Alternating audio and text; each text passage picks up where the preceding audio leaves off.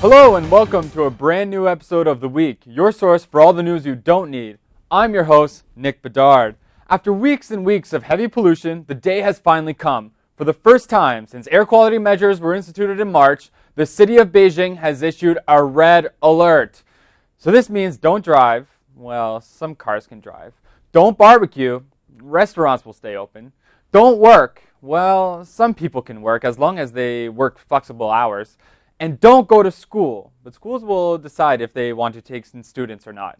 The pollution in Beijing is bad, really bad. How bad? It's the equivalent of smoking about one cigarette every 5 days.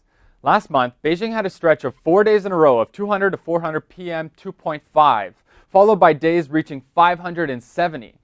Visibility is no more than 300 to 500 meters. I guess I better start covering up.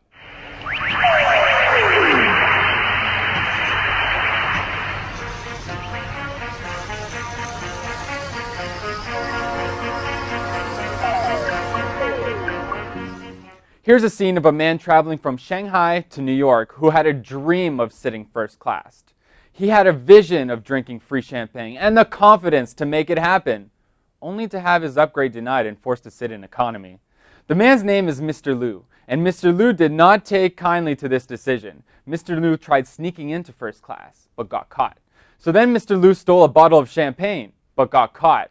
Finally, Mr. Liu decided to run around the airplane in rage before being taken down by police. But even the police couldn't take the courageous Mr. Liu down. He was lying across the aisle, holding on to a seat. The police weren't able to handcuff him because in China, police aren't allowed to handcuff crazy people. So they asked passengers to help them tie plastic zip tie cuffs. Mr. Liu was carried off the plane, kicking and screaming the entire time. "I'm sorry, Mr. Liu. Better luck next time."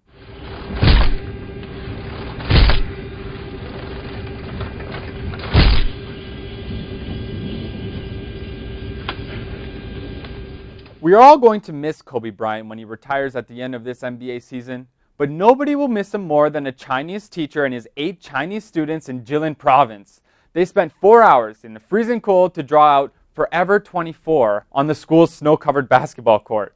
Wei Shidong, a sophomore majoring in sculpturing at Beihua University, said he fell in love with Kobe because, and I quote, "his shooting form was always so handsome and cool." Aww. When Bryant posted a link to his Dear Basketball letter on his Weibo social media account, the post was reposted over 147,000 times and received over 30,000 supportive comments from the Chinese fans. The Chinese sure love them some Kobe. That's all we have for this week. I'm Nick Bedard saying so long, stay safe, and have a great weekend. Hello! From the other side. I must have called 1,000 times. To tell you, I'm sorry. For everything that I've done. But when I Call you! Never seem to be home. Hello! From the outside. At least I can say that I've tried to tell you I'm sorry for breaking your heart. But it don't matter. it clearly